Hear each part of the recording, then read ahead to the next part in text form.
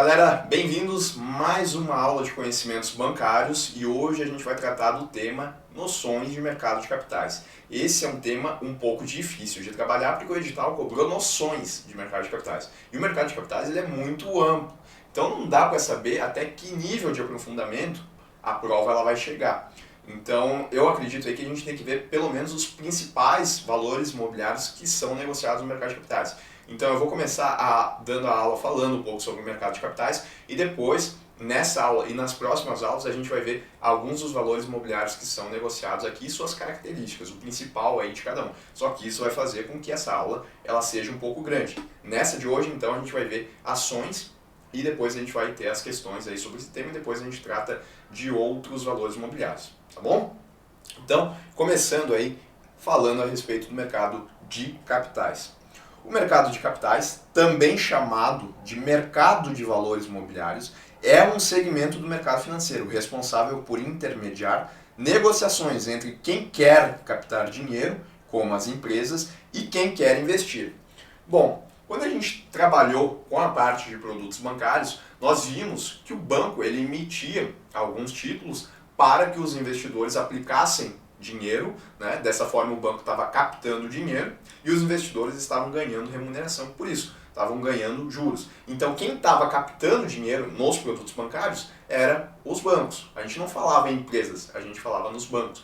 Agora, quando a gente passa para o mercado de valores imobiliários, a gente vai começar a trabalhar com a ótica das empresas. As empresas estão querendo captar dinheiro. Uma opção que elas têm, obviamente, é ir numa instituição financeira e pegar uma operação de crédito com o banco. Assim ela vai pagar juros para esse banco e ela vai obter o recurso que ela precisa. Isso é uma opção. Só que isso geralmente é caro, né? Os juros que elas vão ter que pagar vai ser grande, até para fazer conta aí no spread bancário do banco.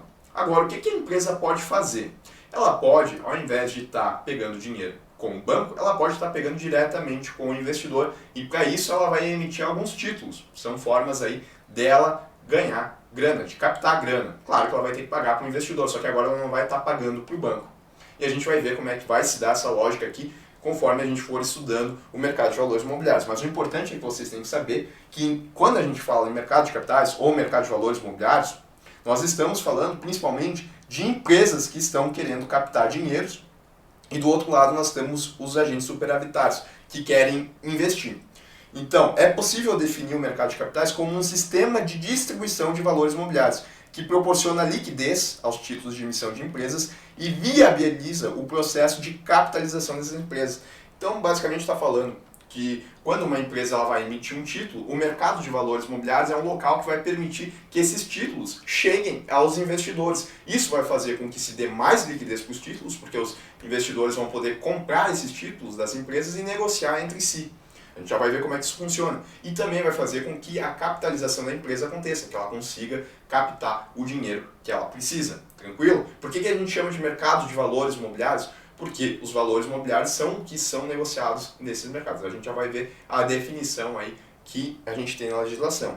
O objetivo do mercado de capitais é canalizar as poupanças, recursos financeiros das sociedades, para o comércio, a indústria e outras atividades econômicas. Esses conceitos aqui que eu estou pegando aqui para vocês e colocando aqui no material são conceitos que já caíram em prova, em questões. Então eu retiro lá, né, e coloco aqui para vocês não se surpreenderem, porque é normal cair uma, duas, três vezes esses conceitos em questões diferentes. Tá? Então o objetivo do mercado de capitais é canalizar as poupanças, ou seja, o dinheiro dos investidores, da sociedade, né, que é os investidores, para o comércio, a indústria e outras atividades econômicas. Qual que é a definição de valores imobiliários?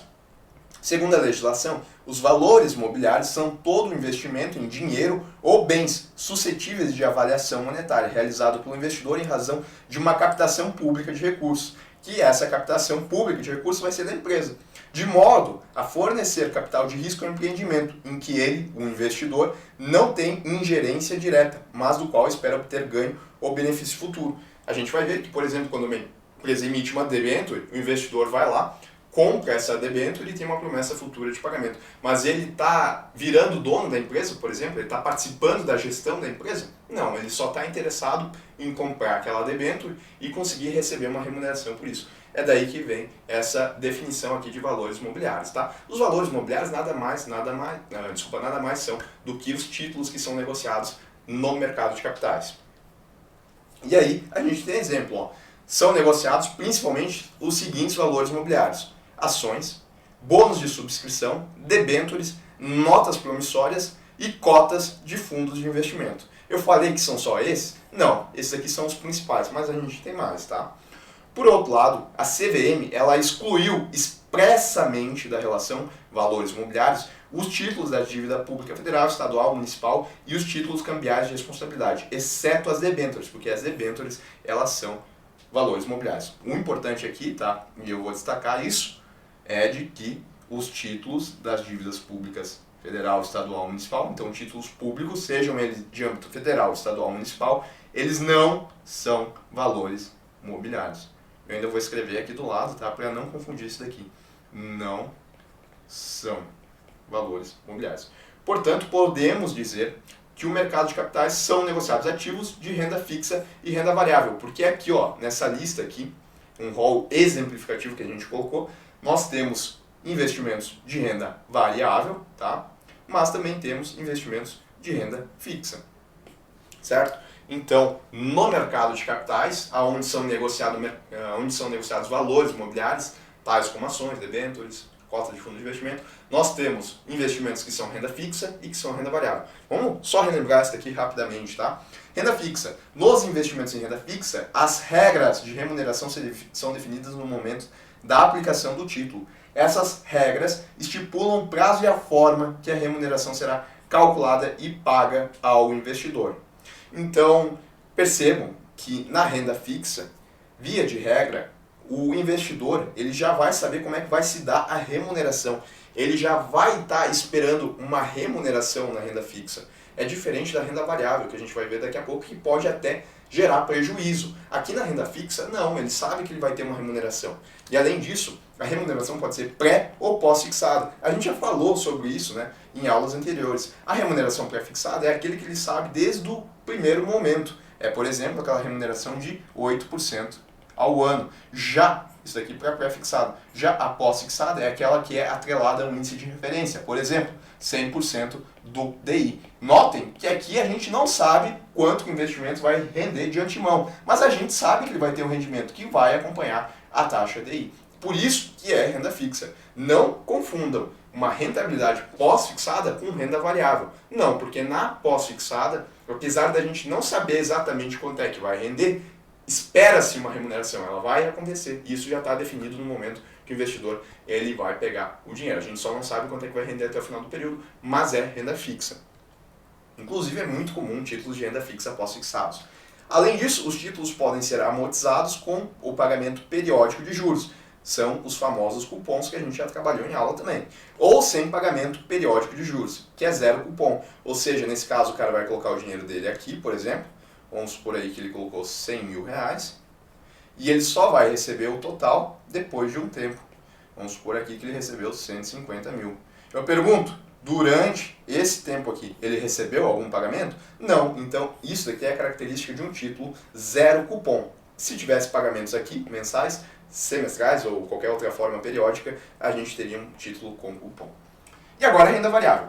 Ativos de renda variável são aqueles cuja remuneração ou retorno de capital não pode ser dimensionado no momento da aplicação, podendo variar positivamente ou negativamente de acordo com as expectativas do mercado. Portanto, na renda variável não há uma garantia de retorno obtido e é possível que o investidor perca parte do dinheiro originalmente investido, ou inclusive todo ele. Tá? Na verdade, tem situação que ele não só vai perder todo o capital, como ele ainda vai poder ficar devendo, vai ter que arranjar capital para pagar a diferença, tá? Quando ele faz uma operação alavancada, principalmente no mercado de derivativos, tá? Então, falando aqui de renda variável, vocês vejam que não se tem a garantia de que o investidor vai receber uma remuneração, tanto é que ele vai poder perder dinheiro. Então, essa é uma característica da renda variável. Na renda fixa, via de regra, ele espera uma remuneração. O que vai acontecer? Ele pode só não saber o quanto que vai render. Aqui não. Além de não saber o quanto que vai render, pode ser que não renda. Tranquilo, né?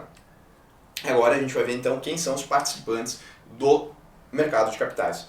O mercado de capitais reúne diversos agentes responsáveis por operacionalizar a negociação dos títulos e valores imobiliários de forma a garantir a segurança das partes envolvidas. Apenas um conceito aí, né? Tranquilo, reúne vários agentes e eles têm que garantir a segurança de quem está lá transacionando no mercado de capitais. Entre os participantes desse mercado cita-se a CVM, órgão responsável por regular e fiscalizar o mercado de capitais. E aí, um link bem grande aqui com a aula da CVM. Quando a gente estudou a CVM, a gente viu que eu falei diversas vezes, ela é responsável pelo mercado de valores imobiliários. Ainda que a gente não tinha estudado ainda o mercado de valores imobiliários, eu já dava uma noção de vocês de que quando se tratasse de títulos emitidos por empresas, por exemplo, ou de ações negociadas por empresas, quem era responsável por cuidar, fiscalizar e inclusive, às vezes, regulamentar esse mercado era a Comissão de Valores Imobiliários. Então, apenas fazendo esse link, agora a gente está trabalhando especificamente no mercado de valores imobiliários e a gente já sabe que quem é responsável por atuar nesse mercado, dentre o Conselho Monetário Nacional, o Banco Central e a CVM, é principalmente a CVM, porque a atuação dela é ampla, inclusive, de novo, ela normatiza alguns sentidos desse mercado aqui, apesar de o Conselho Monetário Nacional, teoricamente, ser o órgão que fiscaliza. Lembre-se que eu até falei para vocês, não cuidem o verbo quando vocês forem ver de quem que é a atribuição no mercado de valores imobiliários, mas cuidem o local. Se for mercado de valores imobiliários, é a CVM.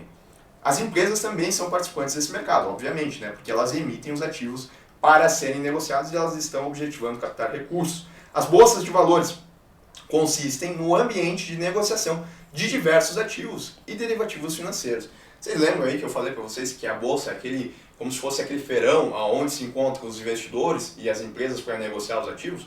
É isso, então ela também é participante do mercado de valores imobiliários. As corretoras e distribuidoras, instituições que conectam os investidores às bolsas de valores. E também, apesar de que eu falei para vocês que quando a gente estudou produtos bancários era o banco que estava captando dinheiro, eles não deixam de participar aqui do mercado de capitais também. Eles participam, só que aqui o objetivo deles é muito uma operação acessória. Vocês lembram, a gente tem operações ativas e tem operações passivas. Mas eu também coloquei para vocês que a gente tem operações acessórias, que os bancos, instituições financeiras como um todo, na verdade, elas executam. Essas outras instituições financeiras, elas contribuem aqui no mercado de capitais, como? Fazendo ajudar a viabilizar as operações. É, por exemplo, aquele cara que chega na instituição financeira dele querendo saber como é que ele vai comprar, por exemplo, uma debenture de uma empresa. Aí essa instituição financeira deve ter, por exemplo, uma corretora que vai fazer a intermediação. Tá? Estrutura do mercado de capitais, isso aqui é importante. O mercado de capitais se divide em mercado primário e mercado secundário. No início da aula eu falei para vocês que uma das funções aqui do mercado de capitais é fornecer liquidez aos títulos emitidos por empresas. Eu falei que no mercado de capitais tem os investidores comprando os ativos da empresa e tem também eles negociando os ativos emitidos pelas empresas entre si. Agora a gente vai entender como é que funciona essa lógica. No mercado primário, primeiramente, é aquele em que os valores imobiliários de uma nova emissão da companhia são negociados diretamente entre a companhia e os investidores, também chamados de subscritores da emissão. E os recursos, eles são destinados para os projetos de investimento da empresa ou para o caixa. Então aqui eu exemplifiquei para vocês como é que funciona o mercado primário. A gente tem uma empresa, tá? E o que ela quer fazer? Ela quer captar dinheiro. A gente viu, né, que essa é uma das funções aí do mercado de valores imobiliários. Como é que ela vai fazer isso? Ela tem algumas formas, entre elas, emitir um título chamado debenture. Isso daqui, essa debenture, ela vai custar um tanto, tá? Vamos supor aí que ela custou R$1.000. Esse investidor, ele vai comprar a debenture de 1.000, tá? E depois de um tempo, vamos supor aí que ele espera receber um tanto de 1.500, tá? Que essa vai ser a promessa de pagamento dele por essa debenture que ele está comprando por R$1.000. Vamos colocar isso daqui por uns 2 anos, mais ou menos, tá? E aí o investidor manda o dinheiro. E olha só que detalhe interessante. O investidor acabou de comprar essa debenture de R$1.000. Ele mandou o dinheiro, ele está mandando o dinheiro para a empresa. Eu não falei que a empresa ela quer captar dinheiro? Como é que ela captou? Ela emitiu a debenture, que é R$1.000, e o investidor mandou os R$1.000 para ela. Então percebam que esse dinheiro aqui da emissão da empresa foi diretamente para a empresa. Isso é uma característica do mercado primário, ou seja, os recursos que são levantados aqui são direcionados para as empresas que são emissoras de novos títulos. Agora olha o mercado secundário como é diferente. É o local onde os investidores negociam e transferem entre si os valores mobiliários que foram emitidos pelas companhias. Nesse mercado, ocorre apenas a transferência de propriedade de recursos entre investidores. A companhia não tem participação. Portanto, o mercado secundário oferece liquidez aos títulos emitidos no mercado primário. Então, nesse caso aqui, o cara, quando ele comprou essa debênture aqui de R$1.000, ele ficou de posse da debênture por 2 anos. Tá aqui, ó, vamos supor que ele está aqui com a sua debênture, que ela hoje vale, vamos colocar aí que ela vale um pouquinho mais, ela vale 1.100 hoje. Ainda não completou os 2 anos. Ele está de posse com essa debênture. Mas eu pergunto para vocês, ele tem o dinheiro líquido? Não, ele tem os R$1.100 que ela está valendo nesse momento. Mas ele tem o título só, né? Ele não tem o dinheiro físico. E caso ele queira o dinheiro físico, porque ele comprou pela empresa, para um prazo de 2 anos. Como é que ele vai fazer, né? Ele teria que esperar esse prazo de 2 anos. Mas se ele quiser antes, o que ele pode fazer? Ele pode achar uma outra pessoa aqui, né, que está interessada em comprar essa debênture pelo valor que ela vale hoje, por exemplo, os R$1.100. Então vai acontecer uma troca. Essa nossa investidora, ela vai mandar os R$1.100 para esse cara e ela vai receber a debênture. A debênture, que era dele, passou para ela e ela agora tem essa debênture de R$1.100. Ou seja, o dinheiro aqui dessa investidora, os R$1.100 que ela tem, isso daqui foi para a empresa? Não, foi para o investidor, que agora se desfez da debênture. Então, isso é uma característica do mercado secundário. As negociações que acontecem aqui, acontecem entre investidores. E o que é levantado de recurso não vai para a empresa, vai para os investidores que compraram os ativos da empresa. Por isso que se dá liquidez aos títulos negociados entre as empresas. Porque senão esse investidor aqui ele teria que esperar 2 anos para receber o dinheiro dele de volta. Ele estaria sem liquidez, porque ele não teria o dinheiro em espécie. Agora, quando ele negociou aqui no mercado secundário, ele obteve liquidez, ele obteve dinheiro em espécie e passou o título aqui para essa investidora. Tranquilo, então. Lembre-se sempre do mercado secundário 2 coisas importantes, tá? Primeiro é o conceito de dar liquidez e o segundo é que o dinheiro não vai para a companhia. Então, aqui ó, a companhia não tem participação, tá?